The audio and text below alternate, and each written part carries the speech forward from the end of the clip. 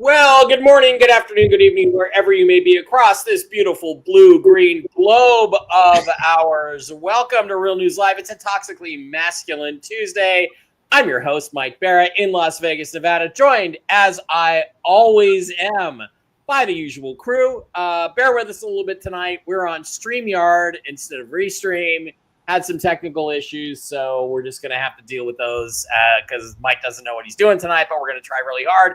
But I'm joined, as I always am, by the usual crew. I'm going to start with the guy who is below me on the screen, but above me in masculinity, Steve Doran, the trail boss. Steve, how you doing? And in nowhere Fuckville, Arkansas, and what are you drinking? I'm drinking a little Dr. Pepper and nothing else. So I'm drinking water as usual, and for health reasons.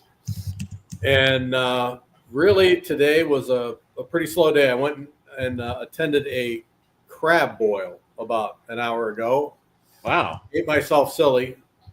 And other than that, I haven't really done too much today. But is it that spring mountain water which comes from the natural spring near your estate, your compound? Mountain Valley spring water. It's 99.999% pure coming out of the ground.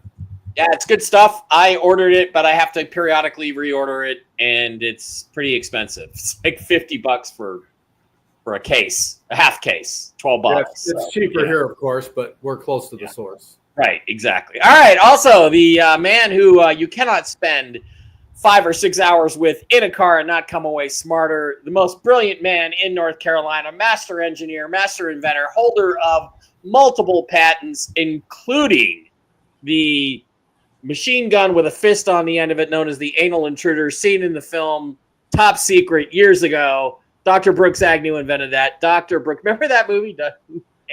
No. Top Secret, you know. All right, Dr. Brooks Agnew. Brooks, how you doing tonight? What are you drinking? How's the house going? Hey, I'm doing pretty good. We almost passed our final inspection for electrical today. He didn't like one of my covers, so we got to change that. But doing pretty good, drinking water like Steve, and we're rocking away. All right. Yeah. You're looking masculine tonight. And, of course, not the final member, but do I always introduce you last, Blake? I should introduce you first. Maybe. Master producer, master inventor, owner of the coolest strip club in Nashville, Tennessee, the Lickety Split. Get out there and visit the club. Girls will be out later tonight, 10 or 11. Yeah. TV's Blake Wally. Cub reporter, TV's Blake Wally. Blake, what is up in Tennessee tonight, and how you doing? What are you drinking? Doing well. Great to be here. I'm in the dance club next door, but we'll be making our way over to the strip club probably sometime after 11. So you guys are welcome in. No cover. Those fans of the show, brother, other than that, yeah. This is interesting. And if you say you're a fan of the show, you get a free shot. That's right. That's right. You get a free body shot off the butt crack of the girl. Right. If I hadn't seen that at various places I've been, I wouldn't have said that. But by the way, do you guys like my new Mariners hat with the American flag on it? Oh yeah, that's very patriotic. Yeah, the Mariners aren't, but I'm patriotic. Okay, we're gonna try something new. I just hit an option here, which I didn't know existed, which is says show comments on stage. So the next person that comments, it will pop up live on stage. But you better behave yourselves. If you abuse this privilege, I will take it away. Meantime, we got a few folks here. JCW, Darth Vader's here. Sean T is here. George McAdams is here. Tom Towden is here. Deborah Pollard, hi there, and Laura on the YouTube side of the house. So just to let you guys know, I had a few technical difficulties with the Restream software. I couldn't stream to Rumble, so I'm trying to stream to Rumble and YouTube tonight. It looks like, there is that body shot called a little sinker. There it is. See, it popped up in the corner there. I kind of like that, Laura. I have a question. I have a question. On my side, what I'm looking at right now, I see sort of an invisible square. Yeah. So, but there's no comments in it? You don't see the comments? I see the comments, but it's when there's no comments. But it's over your face. Is that what's irritating you? Basically, yes. Let me see what I do. Feel better now? We'll put it over Blake for a little while. We'll just keep trading that off. Right, Yeah, Blake needs it'll stop once the uniqueness of it, the novelty wears off. People will stop. Well, I mean, on my end, it's so small, I can't see what they're saying. Oh, okay. I'm sorry about that. Well, you need a bigger monitor then, Stephen. Obviously, you need a bigger monitor. All right. We got that going, and let us know how the audio is. Steve says he thought my audio sounds better than it did over on Restream. If that's the case, I may just stick with StreamYard. I don't know. But again, I don't know. I think your audio is fantastic. Well, even your picture is good. Okay. Well, all right. There we go. All right, let's get into the show. Let's talk to some people about some stuff and do a little screen share here. Look over at our posts. Guys, I think we're going to start with the weirdest story. I'm an alien guy. The weirdest story is this interstellar object called 31 Atlas, which nobody can seem to really figure out what the hell it is. Let me see if I can do that. No, I clicked on the wrong thing. Hang on, bear with me. I'm trying to do this the right way.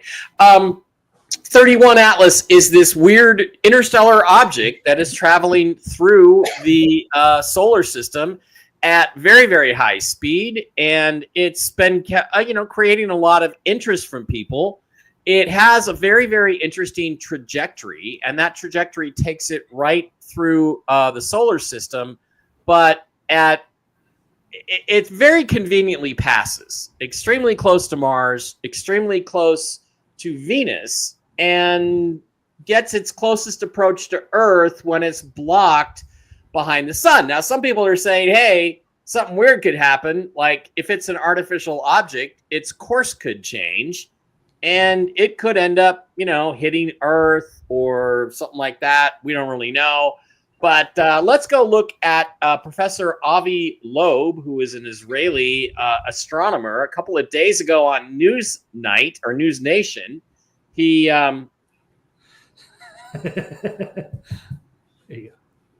Just that's something I want to see right there. Yep. Except you can get rid of the sweater.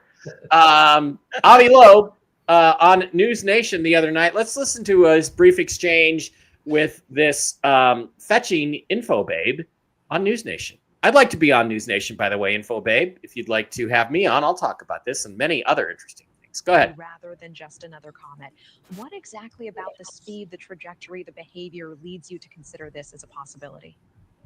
Well, first, it's relatively bright for its distance, implying that if it's a solid object, it has to be 20 kilometers in diameter. That's 12 and a half miles. As big as the giant asteroid that killed the dinosaurs 66 a million years ago, and the previous objects we saw from interstellar space were only hundreds of meters in size. So there is just not enough rocky material in interstellar space to provide us with a 20-kilometer rock that appears once per decade. But more importantly, the trajectory is very unusual. It's aligned with the orbit of the Earth around the sun. And the chance of that happening is 1 in 500. And then the timing of its arrival is very fine-tuned because it comes very close to Jupiter, to Mars, and to Venus. And the chance of that happening is 1 in 20,000. And moreover, it's moving in the opposite direction to the motion of the Earth around the sun. And when it will come closest to the sun, the Earth would be on the opposite side, so we won't be able to observe it. That's the point in time when it can do a maneuver with the aid of the sun's gravity. And that will happen on October 29th. And I already heard from a fan that he is trading options against the volatility of the markets, the stock market, with an expiration date because of the October 29th, because if it's alien tech, that would change the future in quite dramatic way. It will have a huge. I mean, so many questions. So, I mean, if I have this correct, I believe you've proposed using a Richter scale before to assess such objects. A 0 means this is totally of natural origin. 10 means this is clearly engineered. Based on what we know about this object and what you're observing, what number would you give it now? We don't have enough data. It depends how much weight you give to the unusual orbit. The trajectory is extremely rare and fine-tuned. And depending on that, how much you assign to that, you will give it a rank that is somewhere in the middle. It's difficult to assess at this time, but we will get, the good news is we'll get much more better data in the coming months. And the fun of doing science is that you can ask questions at first and then answer them with data. And we don't need to have an opinion, especially in a blind date like this one. All bets are off. This visitor came from interstellar space, and it's possible that it targeted the inner solar system for a technological reason. From what you're describing, this sounds like one of the worst blind dates potentially I've ever heard of. Okay. That's an interesting take by the info babe there. Okay, so now what do I do? I thought it was an extremely boring take myself. But. Well, okay, so let me explain what he basically is saying in English that all human beings can understand, and then I'm going to throw it to Brooks.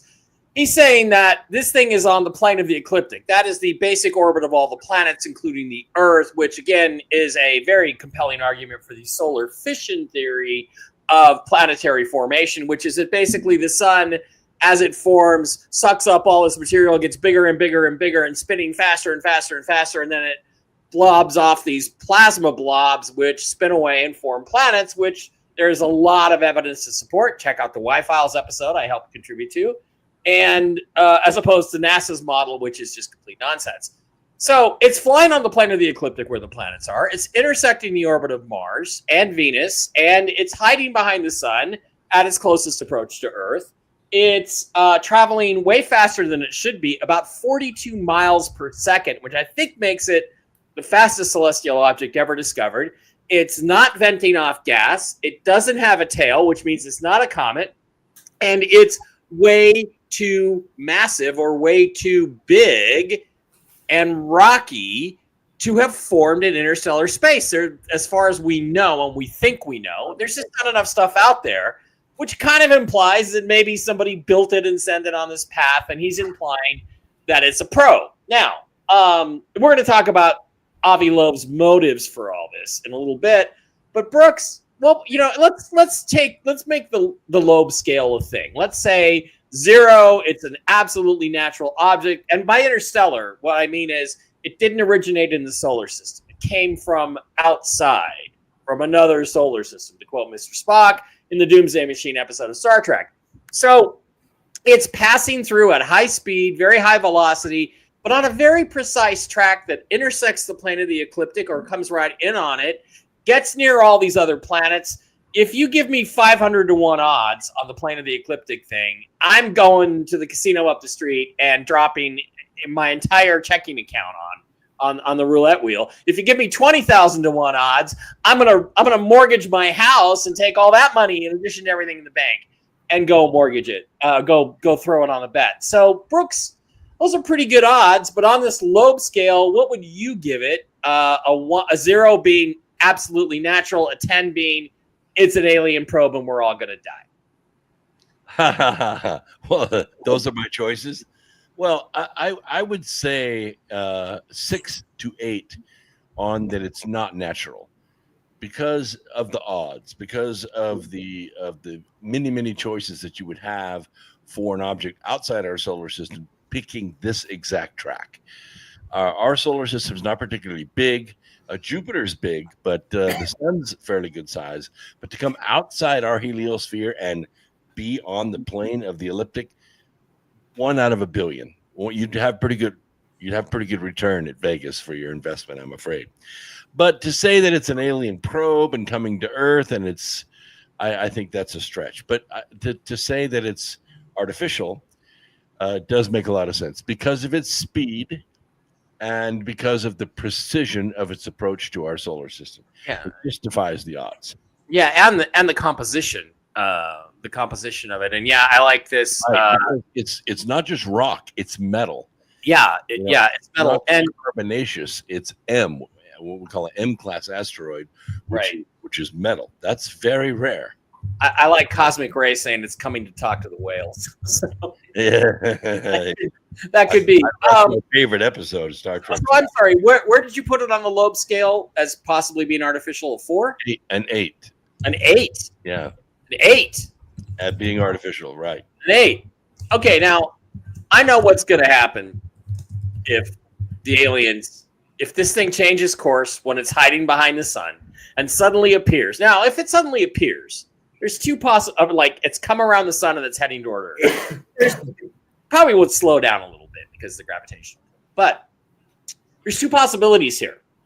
One, it's going to slow down to come in and make contact or try to find out why they lost contact with the extinct whales. Or number two, it's just going to accelerate and crash into the Earth and wipe out all life on the planet. Now, Steve, let's say option number 3 happens, and a bunch of these, little gray fuckers come out and start shooting everything up, and we got to play Slim Whitman music to blow their brains up.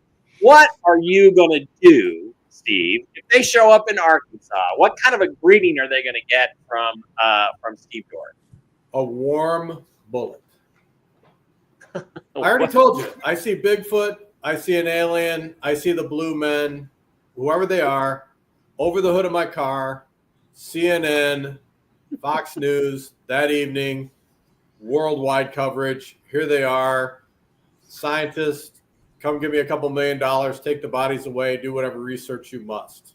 But as I stated from my personal background, every alien encounter that has been real, that has been verified real, or I don't believe it's aliens, I believe they're from this earth, but every encounter that has happened, it has been violent. It has not been, the aliens coming to, help us and want to have a pleasant conversation. It's always been, a big problem where the people were, severely injured and horrible things went on. Yeah. So if you want to let that in your house, feel free. I'm not going to. Yeah, like butt probing and stuff like that. Remember, folks. It's worse than that. But everybody talks about the ones that have been verified. They were terrified. So every time I hear, "Oh, aliens are wonderful and they visit me in my bedroom and they touch my heart," every time I hear that, they're lying. Yeah, they're freaking lying because the ones that have been verified have been terrifying. Yeah, that's interesting. And sorry, go ahead, Brooks. Well, Betty and Barney, Bill, yeah, perfect example. They had a close encounter, and it horrified them, gave them nightmares. When they went into hypnosis, it was sheer terror when they recalled it. Yeah, yeah. I have one last comment because, I can't believe that you were willing to gamble away my inheritance on, roulette of all things. You give me 500 to 1 odds, I'm hitting it. You give me 20,000 to 1 odds, I'm begging people to give me money to throw on this thing. I'm taking that bet. Wow. 20,000 to 1. Okay, so yeah, and then remember, kids, a couple of tips here. If you're involved in an alien abduction, there's some tips. If you wake up face up, it's probably going to be one of those positive, pleasant, we're your space brother experiences. But if you wake up face down, not so much. With a coin in your hand. All right, Blake. So these aliens show up and they land in Tennessee. Are you going to invite them into the club for a couple dances to try to cool them off? And how are you going to deal with the invasion? Or are you just going to try to use the girls to calm them down? Guess we'll have to try to throw a few different options in there. That's a tough call. I have to feel it out. I don't know if I'm ready to like shoot them and start an intergalactic incident that could go very badly. So I definitely try to be hospitable. And if the girls help calm them down, all the better. This is a very strange situation. You guys, I kind of got blindsided by this, and I wasn't expecting you guys to kind of think that this is something more than just a natural object. Of course, I am not a scientific guy, but especially with something like this, but that would be absolutely fascinating. And if it is moving like that, that is perhaps we're being probed. It's technology that's just way out of our understanding. And it's perhaps, these people are like multidimensional. It's easy for us as, mere little three-dimensional trying to make sense of space and time. So, but it's crazy to us, and who knows what they're up to up there. So we got to watch out. Very, very weird. Okay. Go ahead. This is a really good point about interdimensional. We've always, in our genre of aliens on Earth, we've always assumed they're kind of interdimensional because who's going to jump in a can and ride it for several light years to get to Earth? But when we see 31 Atlas coming on the path that it's coming from outside our solar system, even at that speed, even at 48 miles a second, it still takes a while to get here. That's a long ride from another star system. Yeah, that's great, Lady Di. To Serve Man is a classic episode of The Twilight Zone. Here's one thing Dr. Avi Loeb is not considering in his odds, which I think makes it even more a possibility that this might be something. At least it might be something that was sent here. It might pass on through. It may just be doing a survey. Maybe it's, one of Star Trek's long-range probes. But here's the thing. Since we've been watching the sky, we've only detected 3 interstellar objects. Oumuamua was one of them. Right. 31 Atlas is another one. And I forget the name of the other one. It was the least interesting of the 3 of them. That means only 3 times in human history have we observed, that we know of, objects that entered and passed through the solar system that didn't originate here, from outside. The fact that one of them has this many coincidental interactions with the plane of the ecliptic and the paths of the planets, and that makes it even more astronomical, to use a bad pun, that this thing is just some sort of natural random occurrence. I don't see how all those things can come together, which makes me a little bit suspicious about what it is. Now, don't forget, I believe we've had technology for a long time that would enable us to fly a little flying saucer out there, find a nice big chunk of something, and send it on a very specific path by just bumping it in the right direction. So, that technology exists. This could be some sort of sky show. This could be some sort of, I don't want to say Project Bluebeam thing, but something like that to stir up, stimulate the population. In my mind, it's more of a Project Bluebeam thing than actual aliens. Yeah. All right. So the highest security clearance you can get, and I certainly never saw anything about real aliens, alien-like, but not real aliens. You had did you have a Q clearance, Steve? I had a Q clearance and a skiff. He might be Q, guys, just so you know. All right. Azrin Sage says, stupid question, but why can't there be good aliens just like there are good humans? Okay. Let's address this real quick.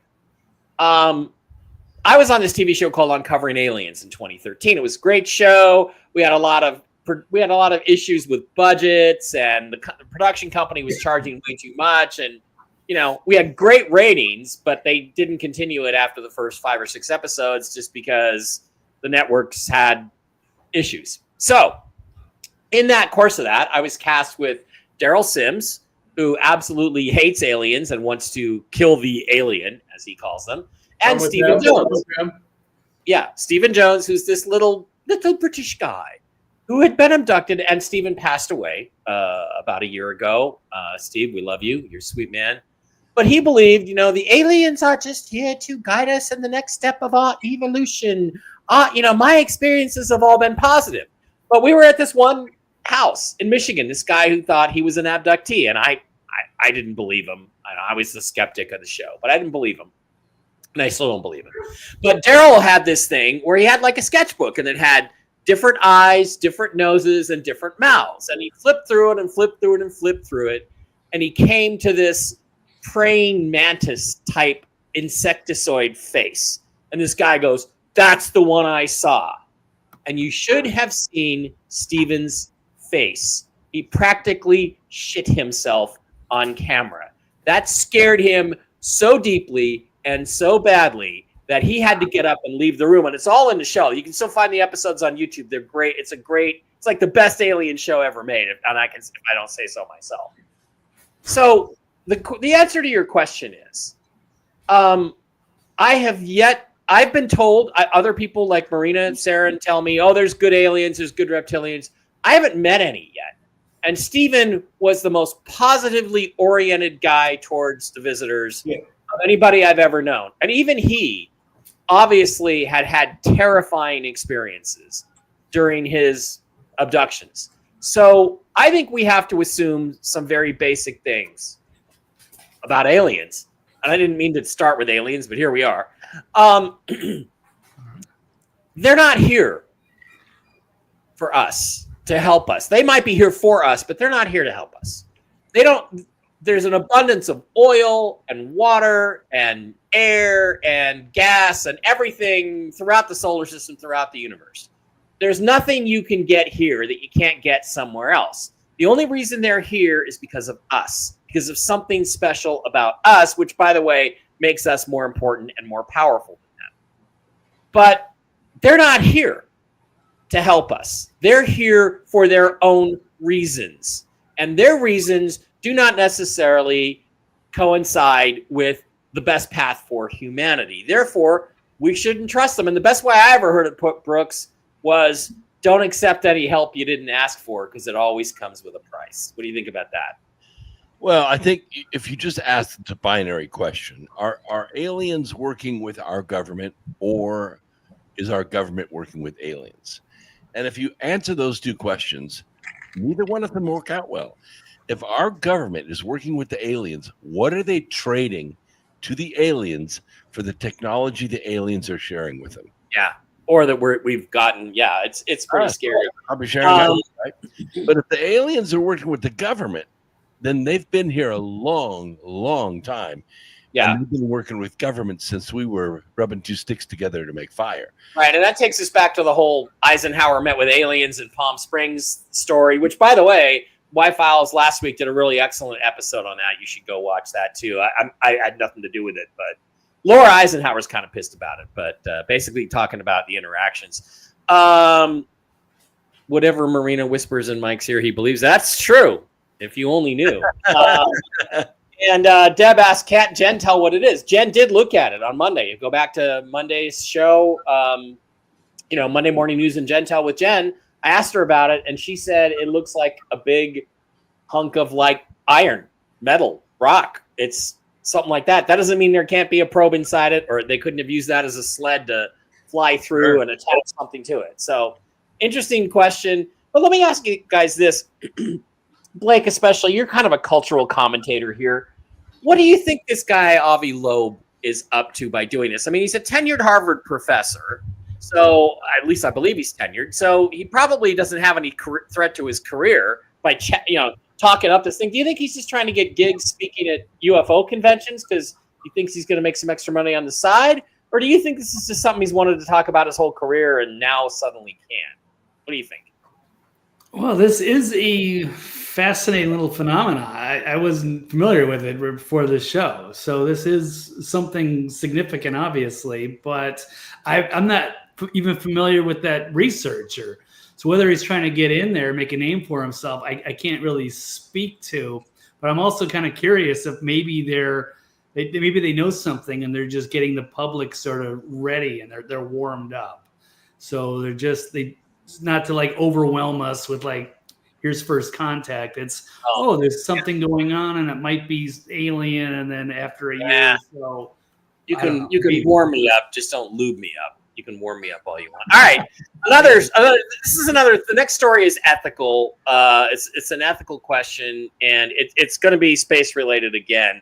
and then we're going to move on to our usual politicking. But it has come out that the new director of NASA has expressed an interest, believe it or not, in putting nuclear reactors on the moon, which is not going to be an easy thing to do. Let's listen to NASA director. I forget his name again, but let's go listen to him earlier today.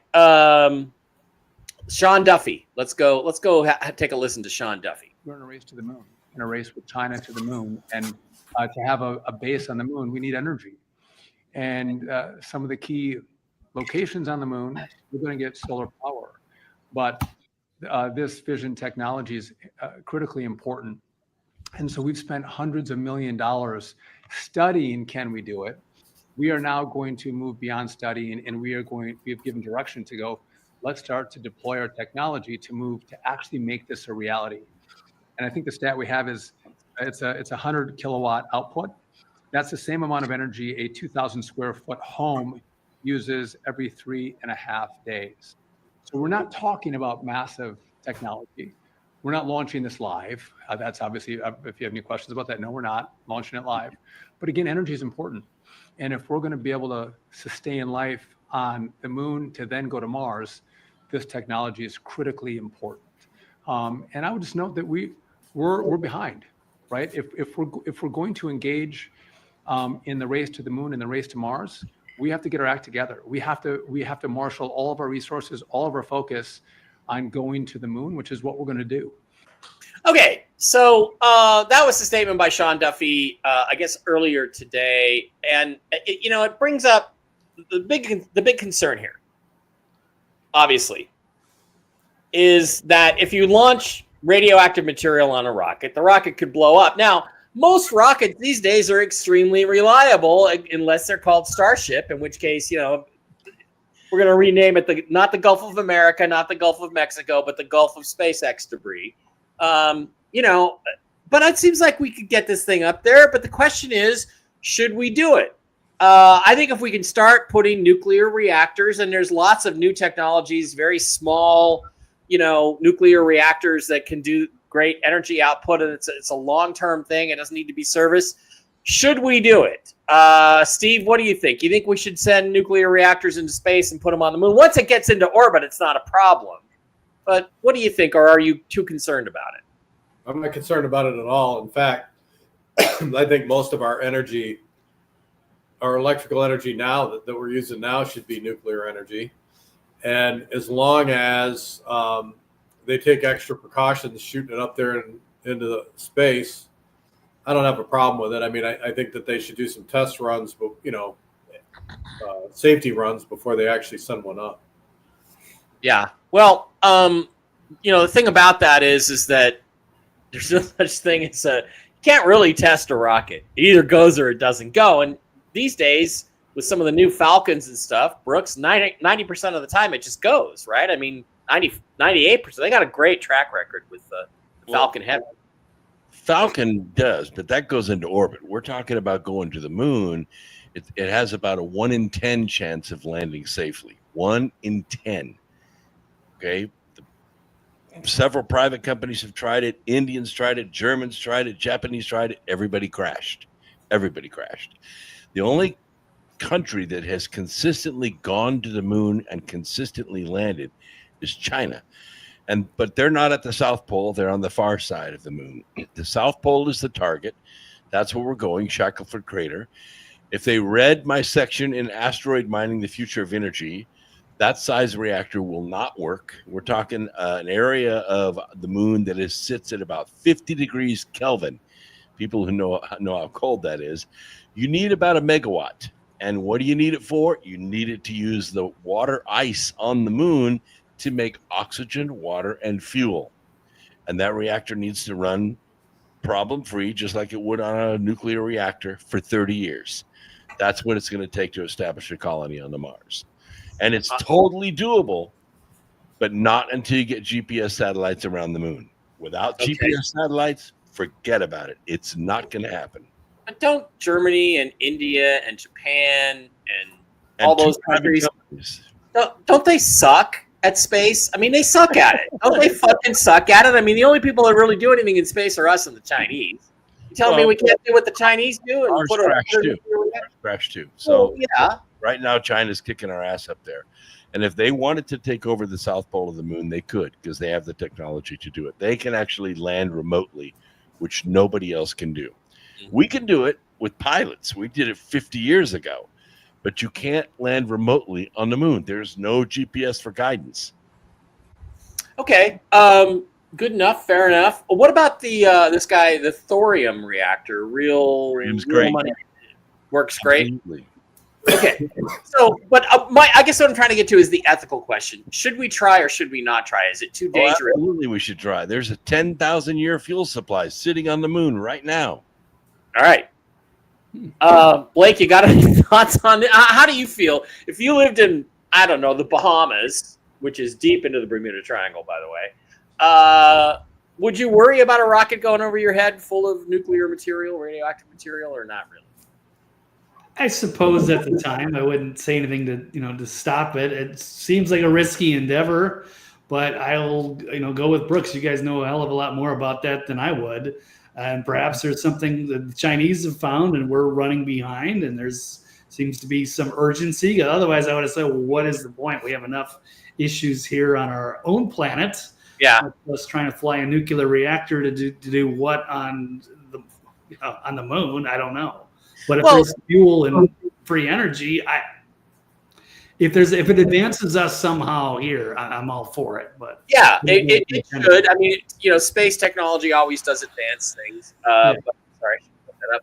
But let's link these two stories. Do you think that some people are very anxious to get us off the planet because they know we got visitors coming, and maybe this 31 Atlas is their scout ship or something? Anybody think that that's preposterous, or anybody think it's like? No, I'm all for it. Just get it up. All right, let's get it up there. Honestly, I mean, I would like to see our infrastructure here in the United States repaired. I'd like to see, nuclear energy is the way to go, or whatever. I agree. If you want to build nuclear reactors, let's build them here, right? Yeah. And they got the new nuclear reactors that are even better. Or I don't know if they're nuclear, but whatever. They got these new reactors that are even better. They got these little pocket nuclear reactors that you can basically almost put in the ground, and you just nothing ever happens. They just pump out energy for a long, long time. So they can run nuclear submarines for 30 years.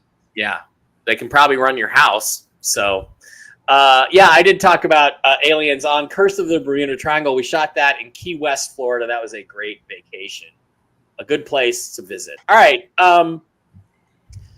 All right, let's move on from that and start talking a little bit of politics, which is pretty much what people come here. Actually, you know what? I do want to go. I do want to go a little bit weird with you guys. There was a massive earthquake, of course, this last week that set off some tsunami warnings, and everybody was kind of concerned about the California coast, but it turned out to be, not much to do about nothing. But this was a 8.8 or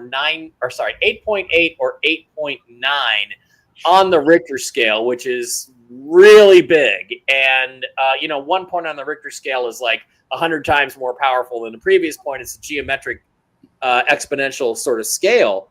And somebody else has pointed out that if you look around what's been going on in the Pacific right now, there's been a shit ton. And I can use that phrase, a shit ton of earthquakes all around the Pacific Rim. 5s, 6s, 7s. We had the 8.8, the big one off Russia, a 7.3. And as this guy points it out, there's just quite a few of these. He points out that there have been 397 earthquakes over a magnitude of 5 in 30 days. This is the highest monthly total on record. The global average is typically 130 to 180. 5 pluses. We just crossed 397, more than double the norm, and it's still climbing. The spike is not isolated or random. It's synchronized.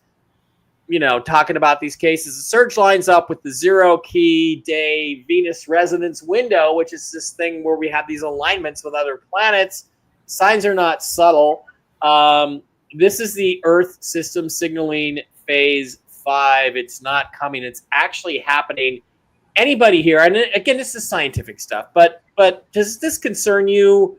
I mean, the fact is, isn't it true, guys, that we really have only been measuring earthquakes for about 100 years? So this shit could happen all the time, every 500 years, every 1,000 years, and we would never know about it, right? I mean, is this something to worry about, Brooks, or no? Yeah, it is. I mean, you're right, monitoring earthquakes for about 100 years, but in that monitoring, we can see a trend. Now, obviously, we've added more accelerometers around the planet, but the trend is increasing logarithmically. And around 2012, it started to hockey stick, and the Pacific Rim is very active. We don't really know what's causing it. We think it's gravitational waves coming out of the center of the galaxy, but somehow the Earth is resonating with it, vibrating with it, and we think that's what's causing these earthquakes. Okay, Steve or Blake, you want to chime in on this one? Are you worried about earthquakes in Arkansas? Basically, from the beginning of time, man has been fighting nature and natural occurrences. So, we build, we're building houses in floodplains, on fault lines, on and on and on and on. So where before the damage was minimal because nobody was there, nobody was building there, nobody was living there. Now we have a large population that's building in these danger zones. You have no choice, but you're going to have, I should say you have no choice, but you're going to have a tremendous amount of casualties if one of these things really blows. Yeah. Well, and in the Mississippi River, when the earthquake happened on the Mississippi River and it started running the other direction and killed everybody that was there. The Mississippi River ran backwards and it formed Reelfoot Lake. Yep. Wow. Okay, I don't want to have that experience. And then, there's other people, there's reports this last 10 days or so that, all the animals are leaving Yellowstone National Park. And you see these videos, but I don't know if that's true, Steve. It's not true. Bullshit. Okay. All right. Okay, good. Blake, actually, those videos are from, I can't remember, North Dakota or South Dakota, and it's just animals moving from, one feeding area to another. And they do that all the time. And they do it all the time. Okay. Renee is asking, what is Blake's role on the Mike and Jen show? I always see his photo and name, but I've never seen him on. Well, Blake has come on a couple times when Jen couldn't make it. And that video is for the Real News Live team, which I include everybody on this show on that team, Steve Doran.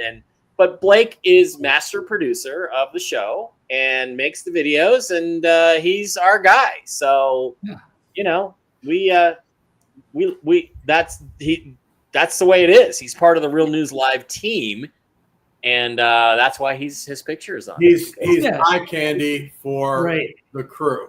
It's how the show evolved over the years, and I produced the podcast and everything. We just haven't redone the intro, but an occasional fill in here and there, so you never know. Yeah. But, By the way, I wanted to tell everybody that we are actually, myself and Jennifer Falah, are going to be at the Alien event Las Vegas coming up on September 12th through the 14th, 12th, 13th, 14th. Jen's going to be there Saturday the 13th. You want to come down, you want to meet me, you want to meet Jen, absolutely you can show up. And it's going to be at the Alexis Park Resort here in Las Vegas. And we're going to have a great time. I can get you tickets. I can get you 50% off with the discount code 50. You just type in 50 at checkout. Go to alienevent.com. There's also the Biomed Expo, which is going to have all kinds of cool vendors with healing products and stuff like that. And that's the next thing we're going to talk about here, Brooks. I want to get you in on this. The Biomed Expo and Alien event are a combined event in Las Vegas that weekend, and there'll be a lot of fascinating people there, including David Hatcher Childress from Ancient Aliens, who's going to talk about balls. He's going to talk about big, giant granite balls. There's balls in the ocean. There's balls in the jungle. There's balls in the mountain. Anyway, I just love it. So join us there if you don't mind. I forgot to mention that at the top of the show. Also, want to remind you, Dave Bara is doing great, Deb. It was all a false alarm. He just had pinched nerves in his neck that was causing his issues. Don't forget, you can also Rumble Rant and you can super chat. So if you're on the Rumble side, you can hit a $5 Rumble rant just because you like the show. We appreciate it. And if you super chat, you can also do that. And if you do that, we will put your question or your comment in the highlights. So The pinched nerves in Dave's neck were from Mike's fingers going around his throat. Yeah, exactly. All right, let's switch over to a little bit more interesting stuff in the health realm. Yes, Blake? What happened? Oh, no, I was just going to say on that last issue, just with the history of this planet is just not very stable. And we have major cataclysms here, a history of them. We don't have much room for, human history either, at least in this current version of it. But some people speculate that there's a major cataclysm like every 6,000 years. We had and there's biblical flood. And there's 26,000 year cycles. And there's all kinds of stuff like that. You're correct. Yeah. And evidence of ancient civilizations all over this planet. I'm not ancient, and I know there's cycles because when I was a kid, some years we would get snow up to the eaves of the house, and you could walk from the ground onto the roof of the house. And other years we'd get hardly anything, and it would always rotate. So every year wasn't the same. So I'm assuming, based on that, even though I'm not a scientist, I'm not Brooke Agnew. That tells me right there that things go in cycles. What about me? I don't do science. I do a little science. Come on. Well, you're an engineer. You're like build airplanes. I'm crushed. Okay. All right, let's go back to it. And what are we doing? How do we do this? Do I do that? No, I already did that. No. Do I do that? No, I don't do that. Do I do this? I go back to share. Okay. No, add to stage. Okay. All right. Now we got it. All right. Speaking of this and health issues, like you're going to get at the Biomed Expo, interesting discussion. Some really bad shit is happening in Canada. Dr. William Mackis, MD, has been talking about what's going on in Alberta, where Alberta Premier Danielle Smith is taking major steps toward criminalizing the use of ivermectin in Alberta. Let's listen to what Dr. Mackis, who is using ivermectin, Fenben, and Menben to help cancer patients a lot. Let's listen to him. Hi, everyone. Dr. William Mackis here. I have some breaking news. Alberta Premier Danielle Smith has now taken major concrete steps towards criminalizing the use of ivermectin in Alberta. And she has teamed up with Alberta's top pedophile leader, Dr. Scott McLeod, who's the head of the College of Physicians and Surgeons of Alberta.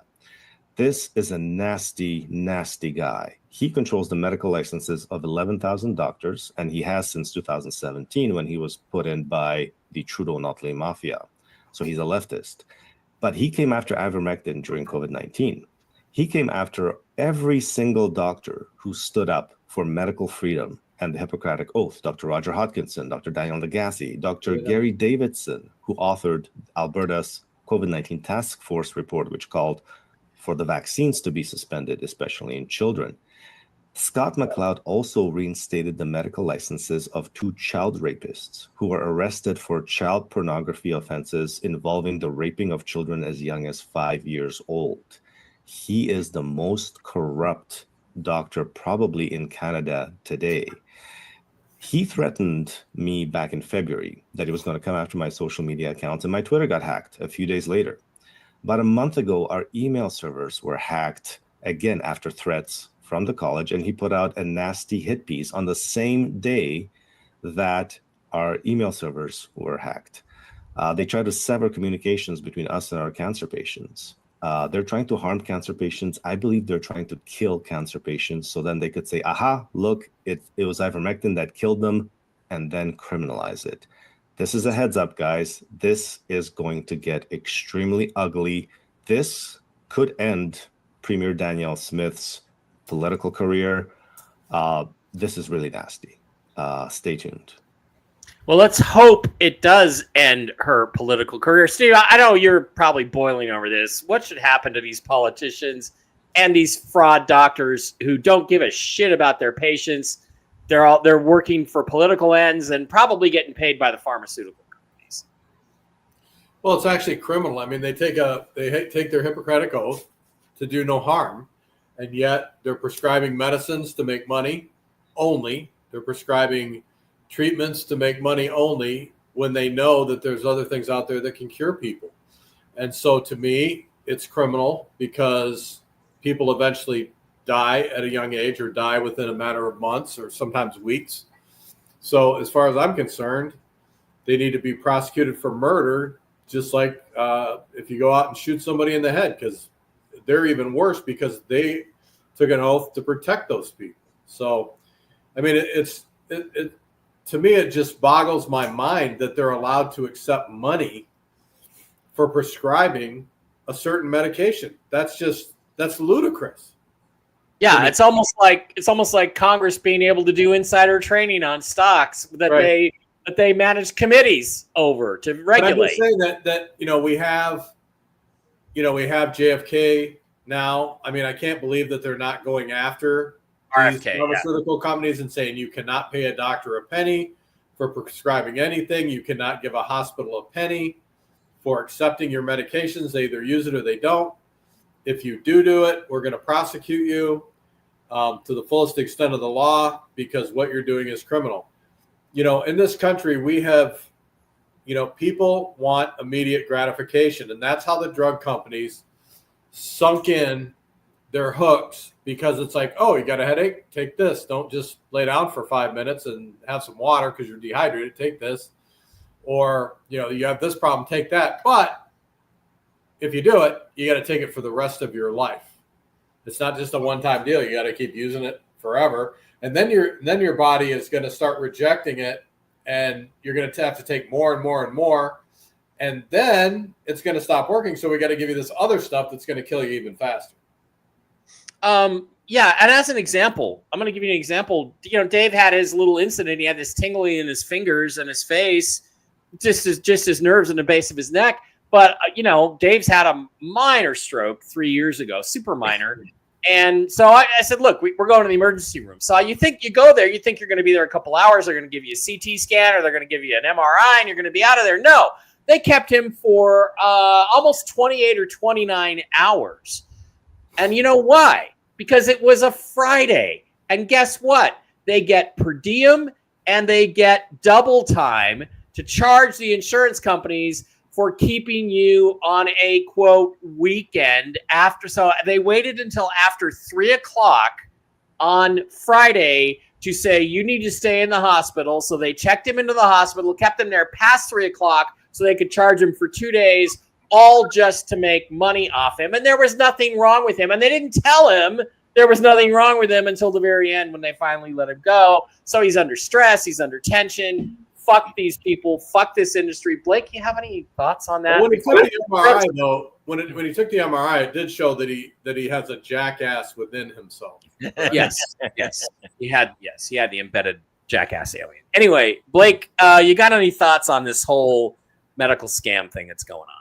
Yeah, it's all a racket. It's a business, and they have to make money somehow. So if that's pushing experimental jabs or getting rid of competition that they can't make money off of, like ivermectin, they'll do it. And some people speculate that they are trying to cull the herd. They believe we're overpopulated, and if that's they can reduce population and extract lots of money. It's a funky system that way. Wholesale ivermectin is 12 cents a tablet. Yeah. Right. So there's no money in it. So Brooks, what do you think should happen to these Canadian politicians and doctors that are doing this? Guy and by the way, fuck Scott Adams. This guy's tried to save your life. If you just listen to him and follow his protocols and stick with it, you'd probably get your life saved. But I think this guy has done a lot of good for the world and for the human race and for his country and for cancer patients in general. And they're doing this to him. What do you think about the ethics of all this? Well, in 2021, when they started to sell the COVID idea, we got a source for ivermectin and we began shipping it worldwide. We shipped it to Canada. We saved about 2,000 people, and Canada found out about it. And they hunted down my customers in Canada and warned them not to order anymore. Then they began stealing my ivermectin right out of the U.S., right out of the mail. It goes through U.S. mail. It goes through DHL Global. They were stealing it right out of the mail and destroying it. It got to the point where we could not ship to Canada anymore. So we don't ship to Canada and we don't ship to New Zealand. Every other country in the world we can ship to, but not those two. They have a war against ivermectin, and it's been on for a long time. Yeah, and again, that's just completely unethical. They want their people to die. That's all there is So to it. for those of They you- want their people to die. For those of you in Canada, if you can't get ivermectin, a second best is wormwood, which hopefully they haven't taken that vitamin off your shelves. Yeah. Christine, you missed a lot of aliens today. We led with aliens. So, all right, there's one other issue that Blake, did we get your thoughts? We got your thoughts. Yeah. Yeah, okay. There's one other thing. The forehead, as Rush Limbaugh used to call him, Paul Begala, who was a political, hack advisor, activist, smart guy in the 1990s, came out and said that Democrats are going to win the midterms. I can't wait to watch this video. Let's see what this crackpot fucking said. Again, this is the old. These people are just they're like nuts. So let's go with that one. Let me see if I can hit share again. No. I'm working on it. There we go. We'll make him big. No, that's too much, Brooks. No. Sorry, I don't know my StreamYard. Here, we'll just reshare it. Share screen. All right, let's listen to the forehead feed. Are Democrats really this delusional? Let's find out. Is erupting at a lawmakers' town hall. With the House in summer recess, many members are back home meeting with constituents. And for Nebraska Republican Mike Flood, things got a little bit testy last night, early and often as he defended President Trump's policies and was confronted on issues from the economy to Jeffrey Epstein. Listen. Why are you covering up the Epstein files? At the next pro forma session of the Congress, you'll find my name as a sponsor on a resolution from the House Rules Committee to release the Epstein files to protect the victims and not re-victimize them again. I am for the release of those records. With us now, CNN political commentator Paul Begala and Brian Lanza, the former deputy communications director for the Oh my God, look at that forehead! Campaign. Paul, what do you see in that town hall? I see, remember last week there was a terrible earthquake off the coast of Russia? And it took a long, long time before tsunami waves hit. Unfortunately, I don't think anybody was hurt. This is an earthquake. This is coming.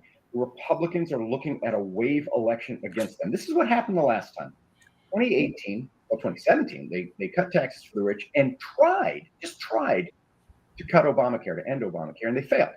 They lost 41 House seats. Thanks to John McCain. This combination, this bill, where they cut taxes for the rich, exploded the debt, and cut health care for working people, that's not going to fly, man. That's just not. We're both 454 days away. It's a long time.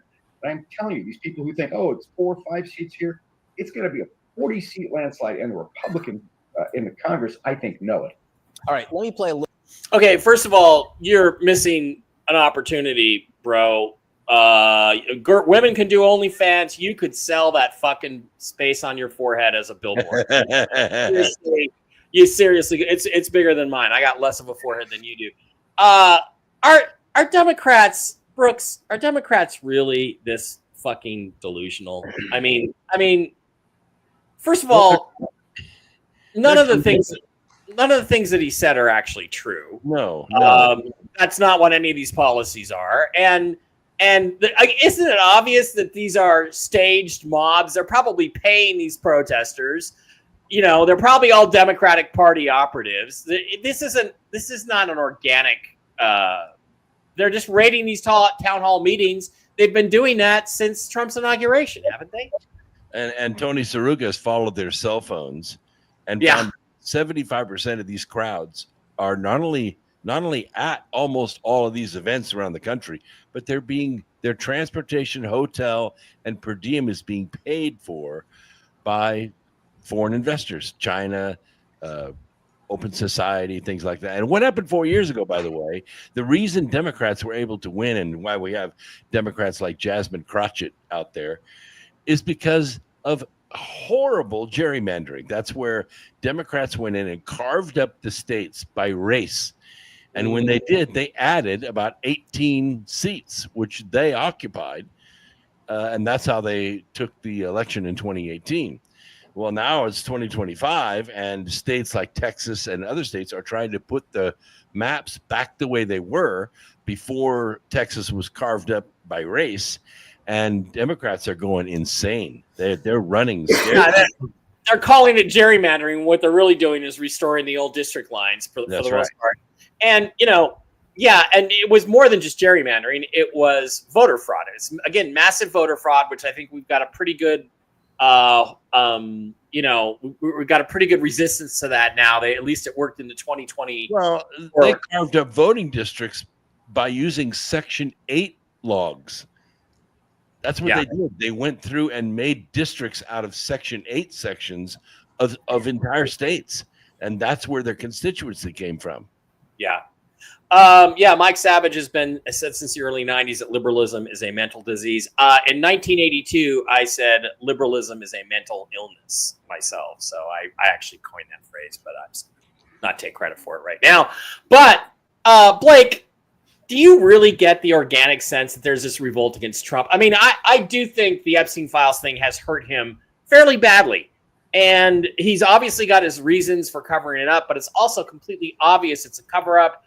I watched a guy who's a body language guy on YouTube, and he didn't do that. He actually went through the video from the Epstein jail cell and said, this is all spliced and fake and and he pointed out all these things that were in the reports versus what the video actually showed. There's some nefarious shenanigans going on there. I think that's going to hurt Trump, but do you get a sense that there is this organic outrage boiling up from the average American voter against the Trump agenda? Or do you think that they're pretty happy that he's doing what they elected him to do for the most part?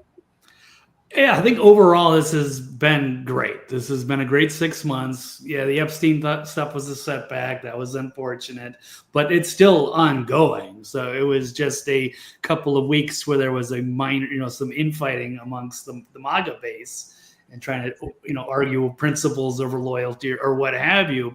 But the fact is they're not going to go to the Democrats. And Democrats, I think their approval rating internally, I don't know if it's 20-25%. It's bad. And they know they have no leadership. Schumer and Pelosi and Elizabeth Warren are all dinosaurs. They've got AOC or Jasmine Crotchet, whatever. They're a clown show. So, and those people are, it's the AstroTurf activists. There is no grassroots organic support anywhere.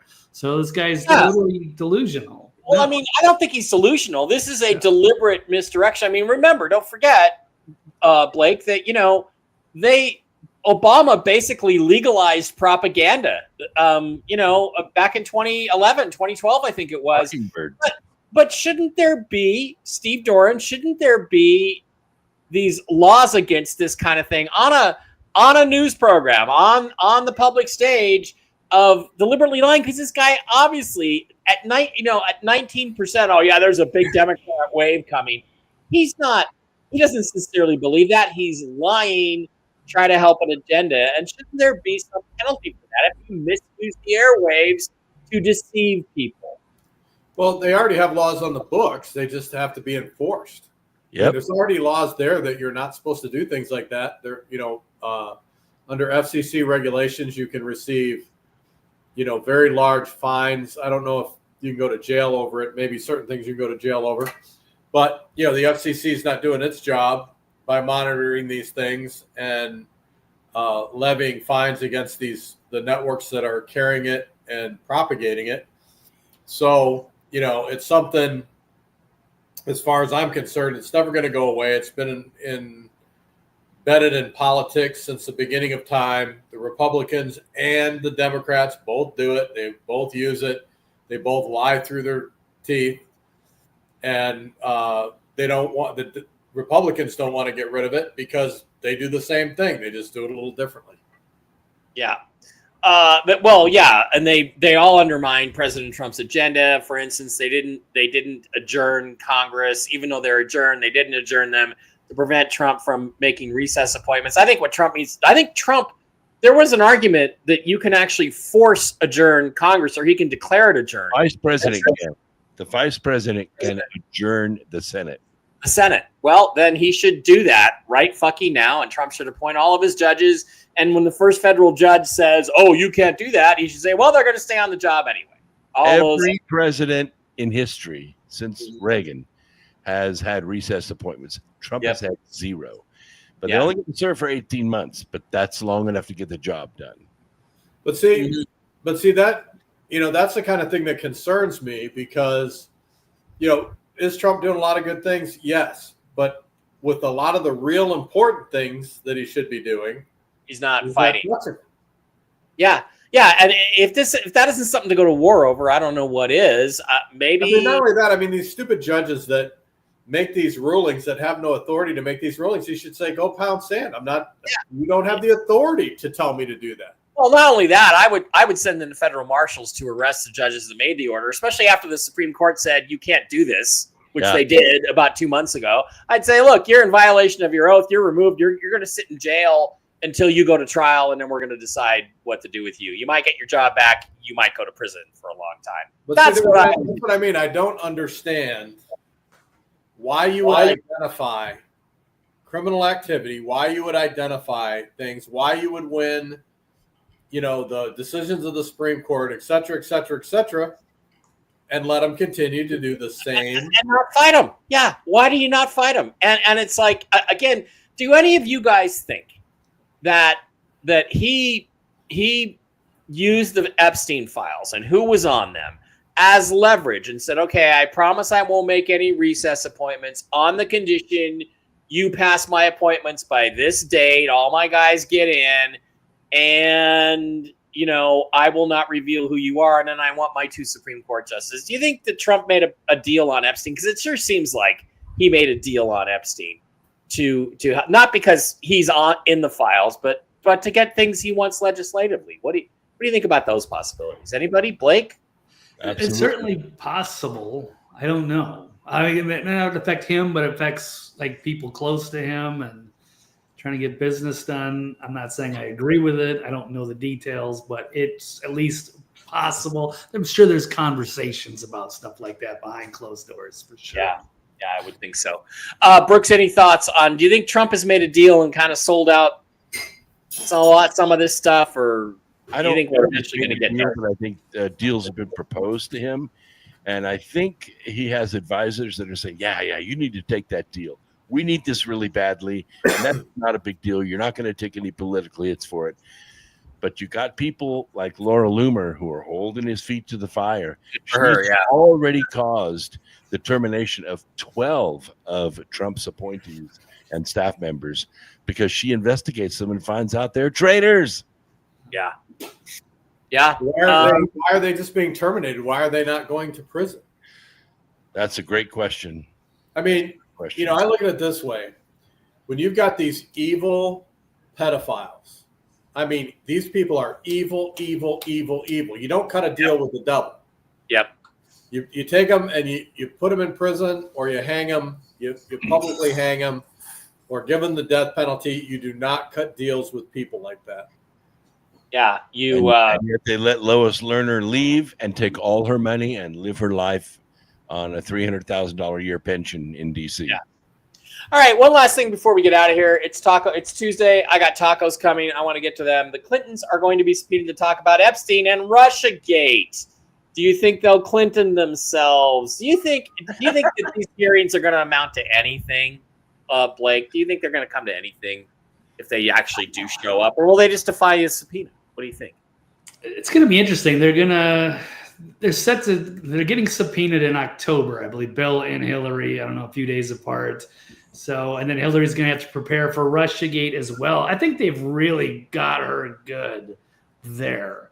They could maybe skate on some of the Epstein stuff. I don't know. They might get Bill for Epstein and then get Hillary for Russiagate. I'm going to be optimistic that they're going to nail somebody. That's possible. You know what else happens in October?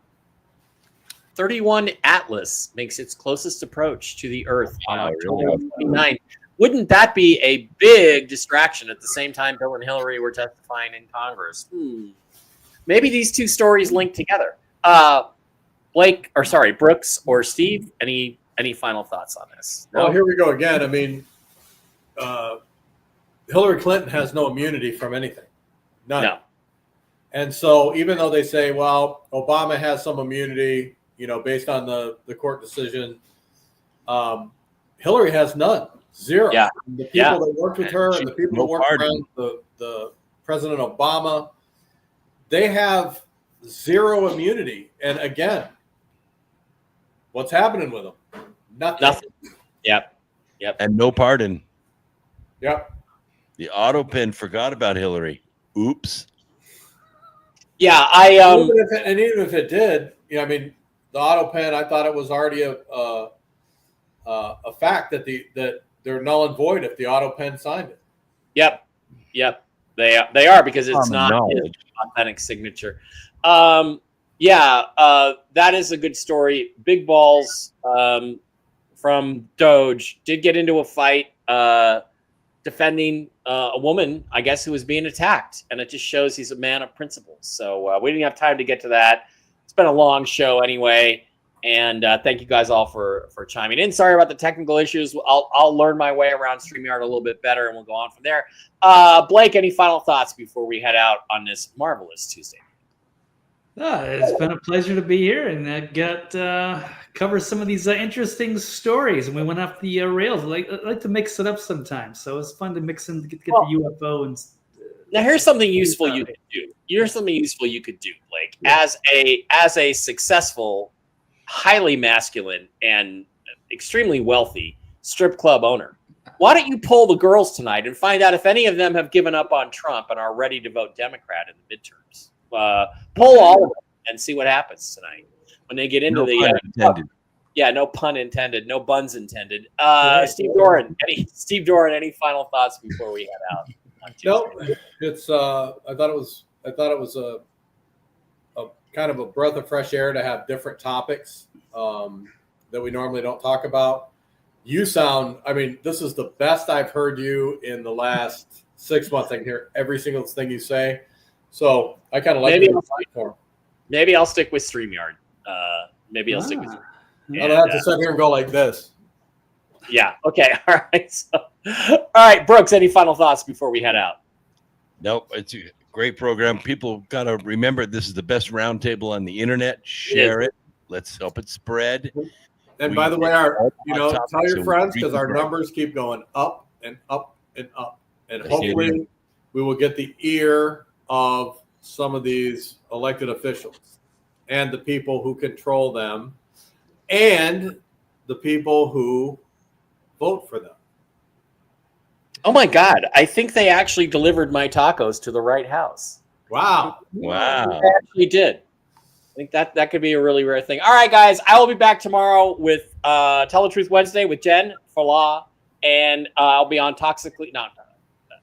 Whiskey and Wisdom with the original Mark Z tomorrow night. Those are my next two projects. I will see you guys then. Stay strong, stay firm, no, I'm not going to say that. Starts with an ER. Stay strong, stay firm, stay solid. Let's hope things start to really happen and all this shit blows up in the Democrats' faces. Have a good one. Good night. Bye-bye.